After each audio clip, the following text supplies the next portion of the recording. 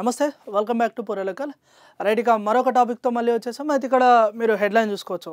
Main topic వచ్చేసి ఏంటంటే మంచి లైన్ కనబడుతుంది, అన్నా చెల్లెళ్ళు ఇకనైనా కలుస్తారా. అయితే ఇక్కడ ఇప్పుడు ఇవాళ మన దినపత్రికలు కానీ లేకపోతే కొన్ని చోట్ల సోషల్ మీడియాలో చాలా ట్రెండింగ్లో అదేవిధంగా వైరల్ అవుతున్న టాపిక్ అని కూడా మనం మాట్లాడుకోవచ్చు.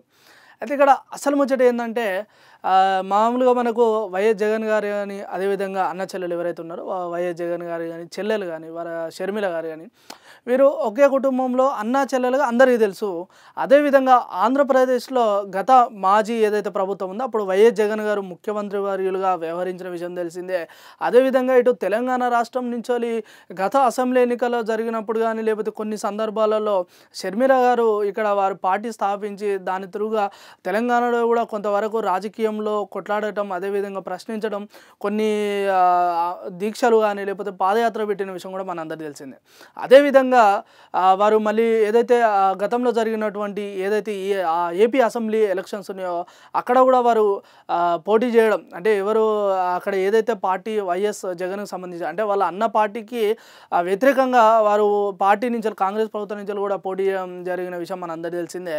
అయితే ఇక్కడ మనం మాట్లాడుకోవాల్సిన ఇంకొక విషయం ఏంటంటే ఈ నెల జూలై 8న వైఎస్ఆర్ రాజశేఖర రెడ్డి గారి వారి ఏదైతే 75వ జయంతి అయితే జరగబోతుంది.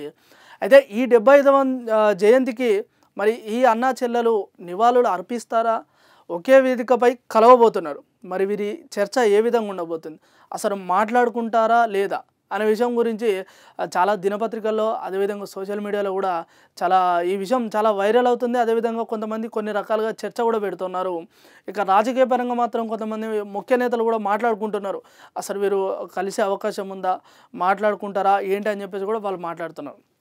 అయితే ఇక్కడ మరి ఇంకొక విషయం మాట్లాడుకోవాల్సి ఏంటంటే గతంలో ఏదైతే అసెంబ్లీ ఎన్నికల జరిగిన సమయంలో షర్మిల గారు వివేక హత్య కేసు ఏదైతే ఉన్నదో దానికి సంబంధించినది ఆరోపణలు చేయడము ఏపీలో చాలా హాట్ టాపిక్గా మనం చూడవచ్చు. చాలా అంటే రాజకీయ పరంగా చూస్తే కనుక చాలా దుమారం రేపిన విషయం కూడా వివేక హత్య కేసు ఏదైతే ఉందో ఎన్నికల సమయంలో చాలా దుమారం రేపింది.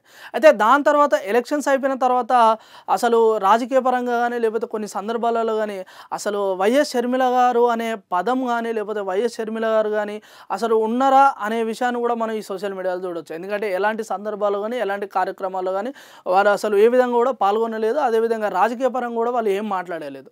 అయితే దాని తర్వాత మనం ఇంకొక ముఖ్యమైన విషయం గురించి మాట్లాడితే ఏదైతే ఈ 2024 అసెంబ్లీ ఎన్నికలలో వైఎస్ జగన్ గారు ఓడిపోవడానికి కూడా ముఖ్య కారణం వైఎస్ షర్మిల వారి సోదరి అని కూడా మనం ఈ సందర్భంగా చెప్పుకోవచ్చు. ఎందుకంటే అదే రాష్ట్రంలో ఒక అన్నకి సపోర్ట్ చేయడం కాకుండా వ్యతిరేకంగా కాంగ్రెస్ పార్టీ నుంచి నిలబడడం అదేవిధంగా కొన్ని విషయాలలో హత్యలు జరగడానికి కారణం వైఎస్ జగన్ ప్రభుత్వం అని చెప్పేసి కూడా కొన్ని విషయాలలో దుమారం రేపడం వల్ల అక్కడ అంటే తన సొంత పార్టీలో తన ఇంట్లో సోదరి ఇలా వ్యతిరేకంగా మాట్లాడడం కూడా కొంతవరకు అక్కడ వైఎస్ జగన్ గారికి ఓడిపోవడానికి కూడా చాలా కారణాలు ఉన్నాయని చెప్పేసి కూడా చాలామంది అంటున్నారు. అదేవిధంగా గతంలో మనం పర్టికులర్గా కూడా చూసినాం, ప్రత్యక్షంగా అదేవిధంగా పరోక్షంగా కూడా మనం కొన్ని విషయాలలో చూసినాం సోషల్ మీడియాలో కానీ లేకపోతే కొన్ని దినపత్రికల్లో కానీ. సో మరి ఇక్కడ ఈ ఏదైతే 8న 75వ జయంతికి మరి వీరు అన్నా చెల్లెలు వస్తున్నారు. మరి వచ్చిన తర్వాత ఒకే వేదిక కలవడం అనేది చాలా ఆశ్చర్యకరం. అదేవిధంగా వారు ఎలాంటి సంభాషణ చేసుకుంటారు, మరి ఇద్దరు కలిసి నివాళులు అర్పిస్తారా లేదంటే వేరువేరుగా చేస్తారా అని చెప్పేసి కూడా మనం ఈ సందర్భంగా చూడవచ్చు. అయితే అదే జూలై 8న దాదాపు ఇక్కడ తెలంగాణ రాష్ట్రం నుంచి రేవంత్ రెడ్డి గారు కానీ కాంగ్రెస్ ప్రభుత్వంలో సంబంధించిన కొన్ని ముఖ్యమైన నేతలు కూడా అక్కడికి రావడం జరుగుతుంది. అదేవిధంగా 75వ జయంతికి సంబంధించిన ఆ ఉత్సవాలను కూడా వారు జరపాలి, చాలా ఘనంగా ఉండాలని చెప్పేసి కూడా వాళ్ళు కొన్ని నిర్ణయాలు తీసుకోవడం జరిగింది.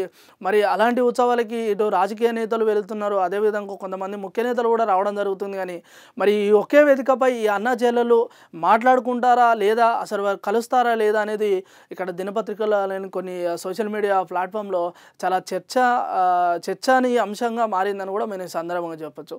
అయితే ఇటు రాజకీయ పరంగా చూసుకుంటే కనుక మామూలుగా ఈ కొట్లాడటం అదేవిధంగా వ్యతిరేకంగా ఉండి కొన్ని ఆరోపణలు చేసుకోవడం ఇది మనం ఎప్పుడు చూస్తూనే ఉంటాం.